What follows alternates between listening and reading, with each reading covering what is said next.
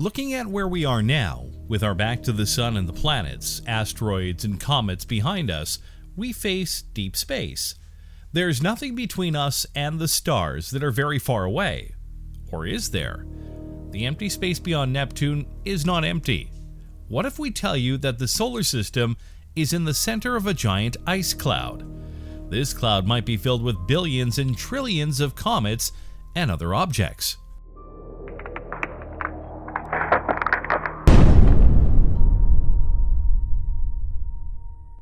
Before talking about this cloud, let's talk about what are comets. Comets are cosmic snowballs of frozen gases, rocks, and dust orbiting the sun. They are typically the size of a town. These comets, while orbiting the sun, get close to it and in the process are heated. Upon heating, they emit dust and gases into a giant glowing head. The dust and gases form a tail that stretches away from these for millions of miles. There are two main classes of comets: short-period comets, also called elliptical comets, and long-period comets.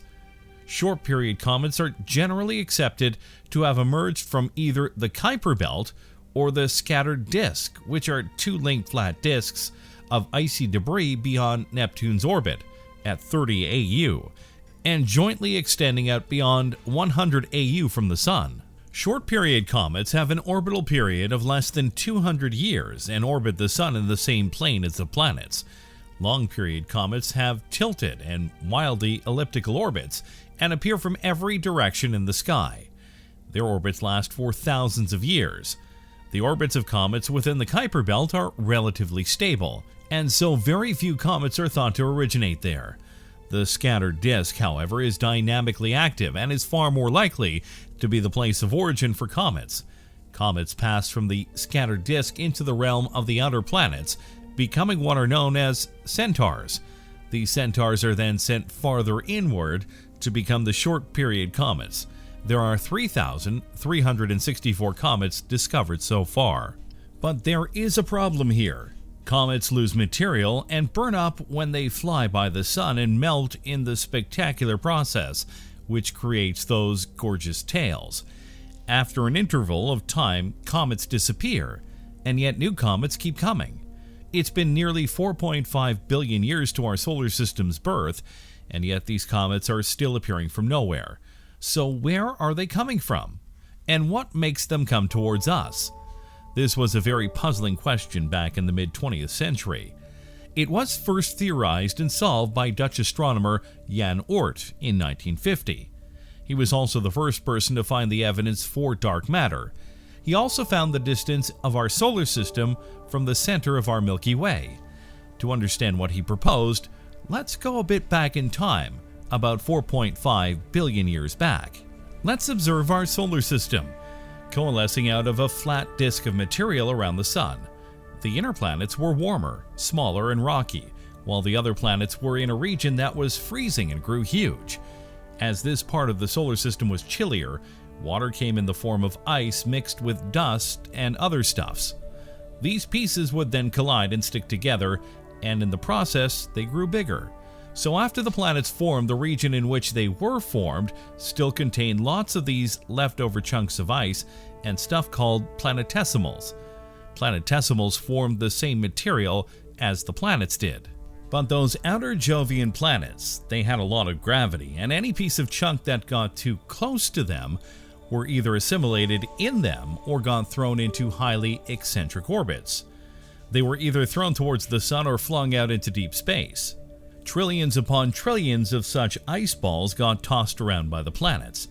These small chunks with a very little gravity pulled on the heavy planets, and the planets did the same. Though the gravitational pull of these small chunks of ice was not much, but after trillions of these encounters, it accounted. So the overall effect of all these encounters was that the Saturn, Uranus, and Neptune moved outwards, and Jupiter moved inwards. As Neptune was moving outwards, it had a lot of encounters with these ice chunks and flung them into wild elliptical and tilted orbits. This shuffling and moving of the outer planets is what caused the late heavy bombardment in our solar system.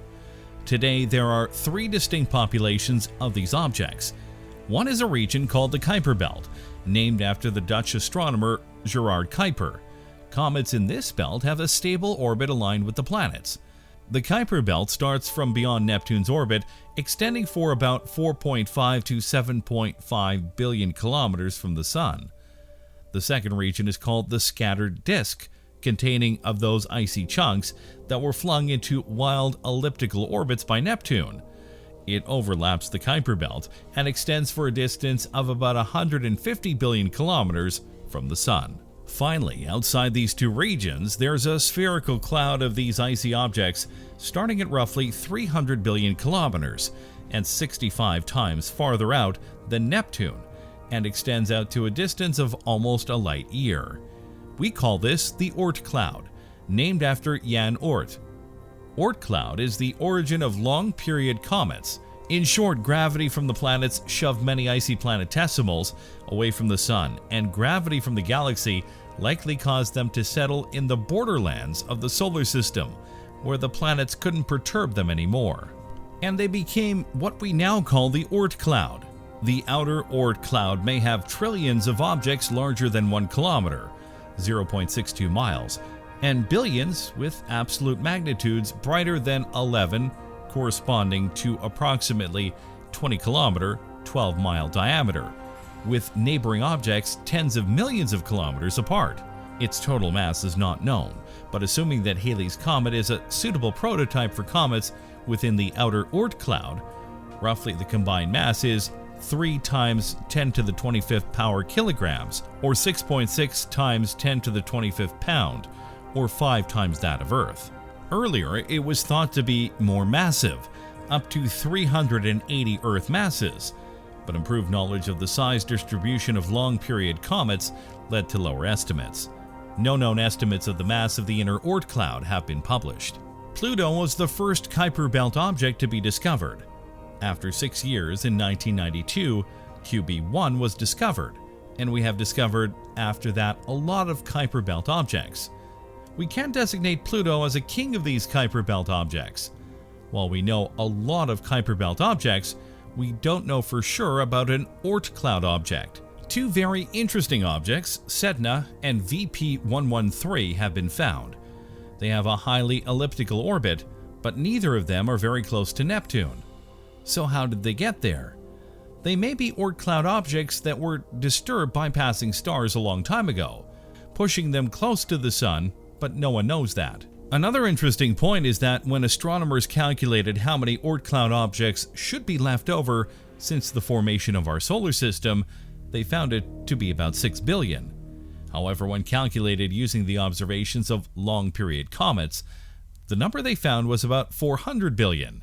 That was a big miscalculation they did. One idea about this was that there might be alien comets in our solar system from another solar system stolen by our Sun when it passed near other stars.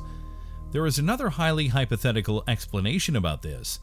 There might be another planet in our solar system far from Neptune. Many long-period comets coming towards us are not random. Instead, they have their orbits aligned in such a way that looks like a distant planet disturbed them. Some of the Kuiper belt objects are also aligned in a similar way. This potential planet could be 10 times the size of our Earth, but we can't say for sure that there is a planet out there or not. We haven't been able to explore this region of our solar system. It's very far from us and also very huge. So huge that you could hide an entire planet out there and it would be difficult to find. We have to discover these realms and verify our facts with the help of every mission we could. Space probes have yet to reach the area of the Oort Cloud. Voyager 1, the fastest and farthest of the interplanetary space probes currently leaving the solar system, will reach the Oort Cloud in about 300 years, and it would take about 30,000 years to pass through it. However, around 2025, the radioisotope thermoelectric generators on Voyager 1 will no longer supply enough power to operate any of its scientific instruments, preventing any further exploration by Voyager 1. The other 4 probes currently escaping the solar system either are already or are predicted to be non-functional when they reach the Oort Cloud. However, it may be possible to find an object from the cloud that has been knocked into the inner solar system. In the 1980s, there was a concept for a probe to reach 1,000 AU in 50 years called TOW. Among its missions would be to look for the Oort Cloud. In 2014, announcement of opportunity for the Discovery program with an observatory to detect the objects in the Oort Cloud and Kuiper belt called the Whipple mission was proposed. It would monitor distant stars with a photometer, looking for transits up to 10,000 AU away. The observatory was proposed for halo orbiting around L2 with a suggested 5-year mission. It was also suggested that the Kuiper Observatory could have been capable of detecting objects in the Oort Cloud. Thanks for watching, everyone. What do you think about these interesting theories and existence of a secret planet out there? We know this would take some time for you to digest, and we will answer any of your doubts related to this topic as best as we can in our comment section. Let us know about your doubts in the comments below. Be sure to subscribe, and we'll see you next time on the channel.